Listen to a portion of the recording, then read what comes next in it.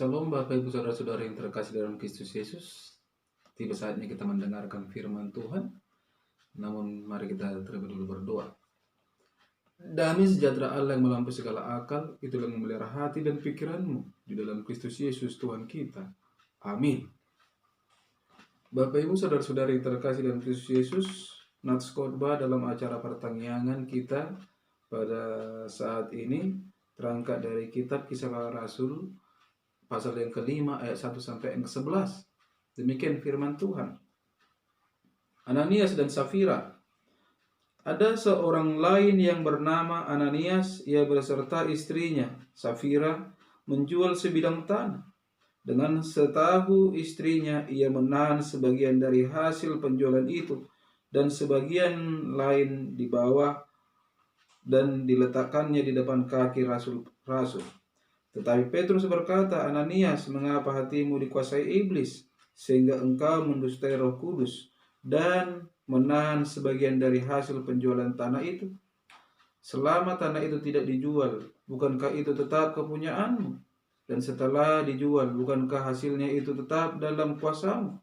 Mengapa engkau merencanakan perbuatan itu dalam hatimu? Engkau bukan mendustai manusia, tetapi mendustai Allah.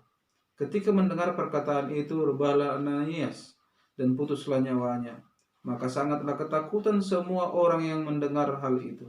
Lalu datanglah beberapa orang muda, mereka mengapani mayat itu, mengusungnya keluar dan pergi menguburnya. Kira-kira 3 jam kemudian masuklah istri Ananias, tetapi ia tidak tahu apa yang telah terjadi. Kata Petrus kepadanya, katakanlah kepadaku, dengan harga sekiankah tanah itu kamu jual? Jawab perempuan itu, betul sekian. Kata Petrus, mengapa kamu berdua bersepakat untuk mencobai roh Tuhan? Lihatlah, orang-orang yang baru mengubur suamimu berdiri di depan pintu, dan mereka akan mengusung engkau juga keluar. Lalu rebahlah perempuan itu seketika itu juga di depan kaki Petrus dan putuslah nyawanya. Ketika orang-orang muda itu masuk, mereka mendapati dia sudah mati. Lalu mereka mengusungnya keluar dan menguburnya di samping suaminya. Maka sangat ketakutanlah seluruh jemaat dan semua orang yang mendengar hal itu. Sampai itu firman Tuhan. Saudara-saudaraku yang terkasih dalam Kristus Yesus, firman Tuhan saat ini saya ambil tema hiduplah jujur. Hiduplah jujur. Saudara yang terkasih di dalam Kristus Yesus, berbicara memberi adalah hal yang dikehendaki oleh Tuhan dari setiap umatnya. Hal itulah yang membuat ada falsafah lebih baik memberi daripada menerima. Itu juga tertulis saudara dalam Kisah Para Rasul pasal yang ke-20 ayat ke-35b. Demikian firman-Nya. Adalah lebih berbahagia memberi daripada menerima. Saudara yang terkasih, namun kalau pemberian itu tidak dari hati yang tulus, bahkan dikarenakan ada motivasi tertentu, sikap memberi akan menjadi bencana di dalam hidup ini. Hal inilah yang kita lihat dalam perikop ini. Hal memberi yang dilakukan oleh Ananias dan Safira yang adalah pasutri berakibat bencana, yaitu kematian bagi mereka. Memang bagi orang yang belum percaya maupun orang Kristen yang belum sungguh-sungguh, tragedi ini mungkin menimbulkan kesan, mengapa Tuhan sekejam itu? Gara-gara begitu saja mereka dibuat mati. Namun bagi kita yang percaya ada alasan yang kuat mengapa peristiwa ini terjadi dan tercatat di dalam Alkitab. Paling tidak, saudara-saudara, peristiwa Ananias dan Safira dapat memberikan kepada kita 2 pelajaran berharga yang patut kita perhatikan. Pertama, jangan berdusta tetapi hiduplah jujur. Sebagai manusia, masing-masing kita memiliki kekurangan.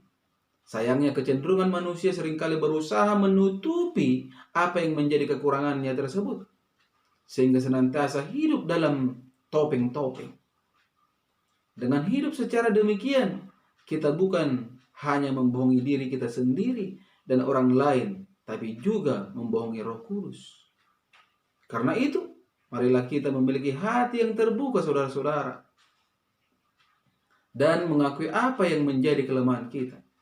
Karena ada api penyucian Tuhan yang pasti akan menjemput kita. Tuhan ingin kita tidak menjadi pendusta.